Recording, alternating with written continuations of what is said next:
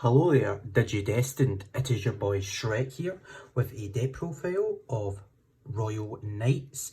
Now this is a deck full of black and yellow mix. The deck functions very well. It's a fun deck to play and it will take a lot of names, let's just say that.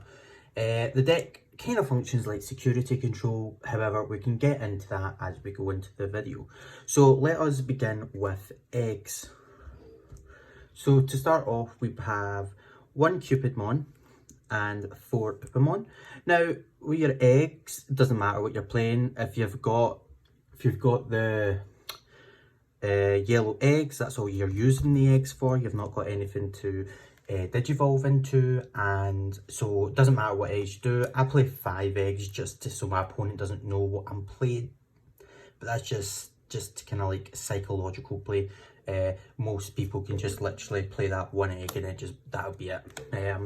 But yeah, that's the ideas of the eggs. They're not useful, they're only there to activate your yellow options. Let's move on to the level 7s. So to start things off with level 7s, we play 1 Omnimon Alter S, and we then play 2 of the Omnimon Sword Defeat. I like this ratio. I probably would up Defeat maybe by 1, or actually, do you know what, now that I think about it, Alter S to go up by 1, if I could find space in the deck. Alter S is such a crucial card with this deck. Neither of these are Royal Knights, however, so it does unfortunately not go too well with the deck, but just for finishing, this card is insane, and so is this card.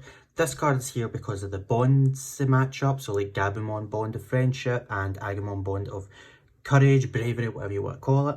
They're just here to try and pop those pesky tie-in mats. Other than that, it's a nice free body to come out from security, and on deletion being able to pop something as well is really nice.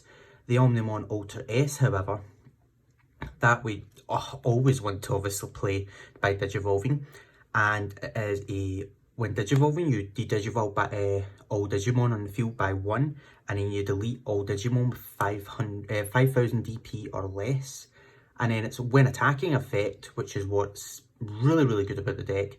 The card it's unblockable by returning a level 6 from its Digivolution source. Now overall I like this card, so I would maybe bump this up and do 2-2. However, I am still going to play test and see how it goes. So moving on, we play 3 Craniamon for level 6s. Craniamon's insane, works really well with the deck. The deck's all about blocking, blockers, etc. And with this card and security control being so massive, this being able to just like nullify everything from getting deleted is just insane. Next we play 4 of the Alphamon. Alphamon is also a Royal Knight. What you'll find is you're hard playing all of these cards. Maybe not the Craniamon or Alphamon sometimes, but majority of the time you will be hard playing these. Alphamon is security effects, insane, especially obviously with this deck being Royal Knights. It gets used to the max, and its effect is at the end of the battle, add this card to hand. Then, if you have a Digimon with Royal Knight or X antibody in its type in play, you can choose up to 12 opponents' Digimon, sorry, don't know why I said Pokemon, and they cannot battle the player until the end of the turn. Now, it doesn't obviously, unfortunately, stop hybrid decks going mad, but it's still a very good card to hit when you're getting low on your security. And it's when attacking effects really nice, and so is its end of attack. So when it's attacking, you can pay up to 5 memory, and if you do, it will gain 1000 DP for the rest of the turn for each memory paid, and then at the end of the battle you will gain 2 memory. Now this combos off really well with one of the options that I will show you later, and I'll explain more into that combo later on. And next up we play 3 Jessamon. Jessamon is such a good card for the offensive bit of the deck, and also being able to reoccur Sistermons is what makes the deck function very, very well. So, Jesmon's effect: when attacking, you may play a Digimon card with Systemon in its name from either your hand or your trash. And on your turn, once per turn, when you play another Digimon, so it doesn't need to be a Systemon, you could be playing anything, this Digimon will gain Piercing and 3000 DP.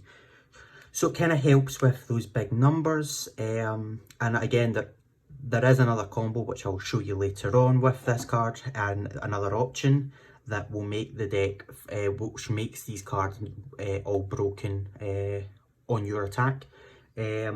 So yeah, that is it for the level 6s. So we will move on to level 5s. So level 5s, we only play 4 Gigadramon. Gigadramon is a really, really good card. It is, on my turn, it's treated as a red card, so it helps with Digivolving, all that kind of stuff, and if I want to use any red option cards. And it's inheritable, it's opponent's turn. This Digimon gets 2000 DP, so it's very nice with Crenamon. It's a 14k, which we always like to see, and the same for like Jesmon or Alphamon. Just having it a bit bigger makes life a lot easier.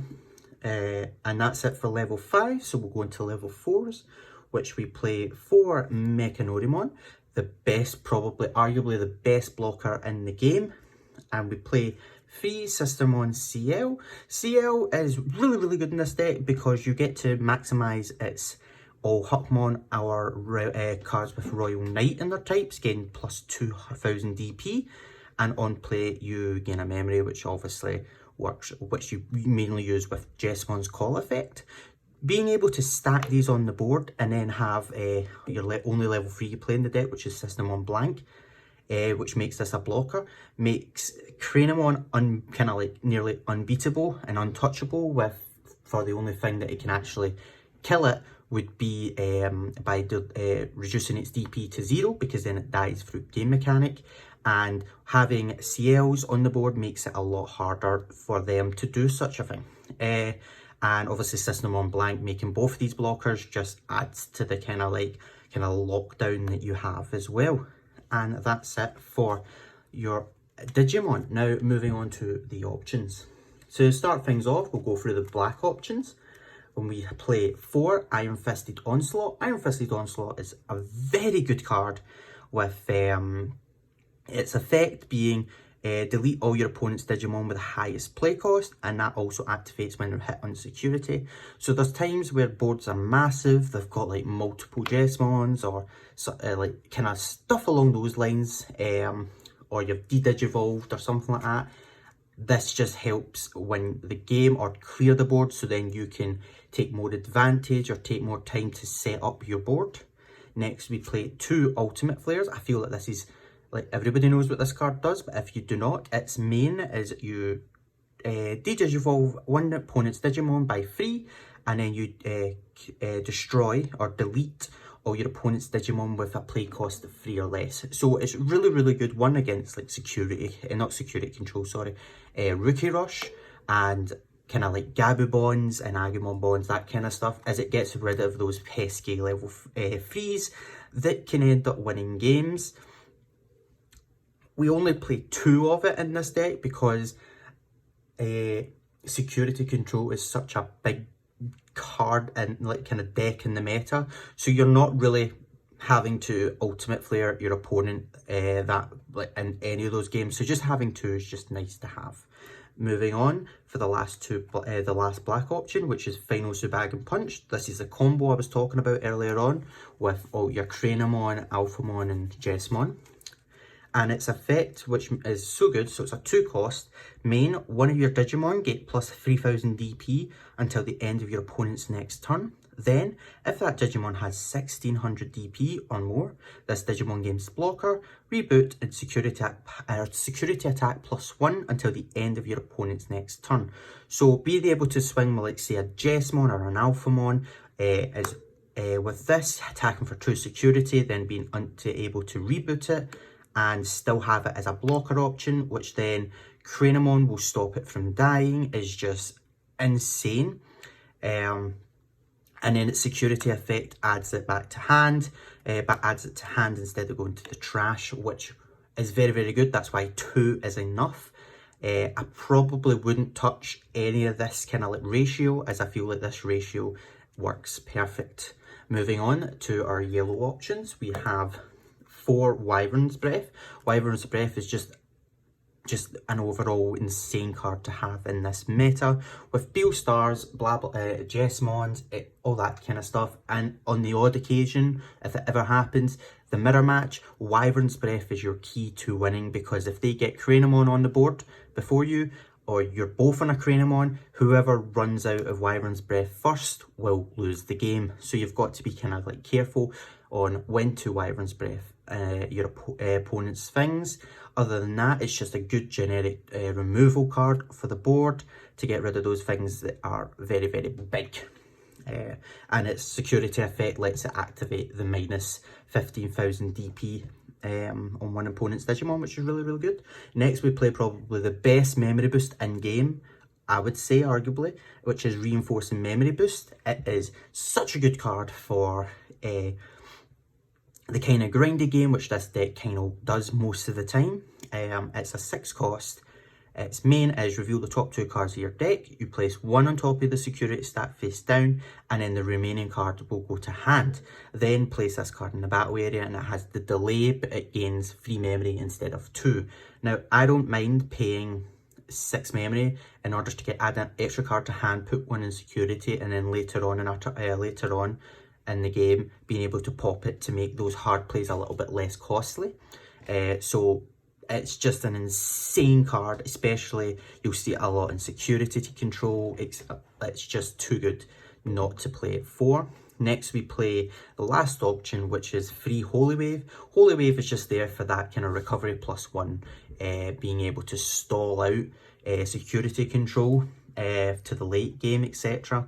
As you're kind of going to deck them out a lot quicker than what you're going to deck out yourself, because they do go a lot through their deck a lot faster than you do, and you always kind of want to keep track of what your opponent's deck is, number count is. And yeah, so that is the option cards. And going on to the Tamers, which is our last 4 cards, we play 1 Tai and then 3 Izzy and Joe. Now, we play with 1 Tai. I was debating about bumping it up and going 2-2. However, the 1 Tai seemed to work out quite well, and I did see it a fair bit. A Tai is your memory kind of starter, which is start your turn. You're not you go to, it sets you at 3 memory if you've got 2 or less. So in those games where your opponent starts to kind of like stall you for memory and kind of try to stop you from doing your things, Tai's just really, really nice to have. And then on your opponent's turn, giving that extra 1000 DP to your black Digimon makes it a lot harder for them to die, especially on Mechanorimon, who is going to just straight up destroy any rookies or anything below 7k, and just keep going, unsuspending itself. It's just insane. Izzy and Joe is really good for the deck, because if you've got them all in the field, they obviously stack, and at the start of the turn, if your opponent has 2 or more Digimon in play, you gain 2 memory, which 9 times out of 10, most decks will get that the 2 cards on the field. And then on your opponent's turn, when one of your black Digimon is deleted, you can suspend this and draw a card, so obviously they stack, and it just helps get through that deck a little bit faster to find the pieces that you're missing. And other than that, that is the deck. So hopefully you guys have enjoyed the first deck profile of Digimon. Hopefully going to be getting more Digimon videos out very, very soon. So thank you again for watching. Hopefully you've subscribed, liked and commented down below on what kind of deck profile you want to see next. And I'll see you all later. Bye.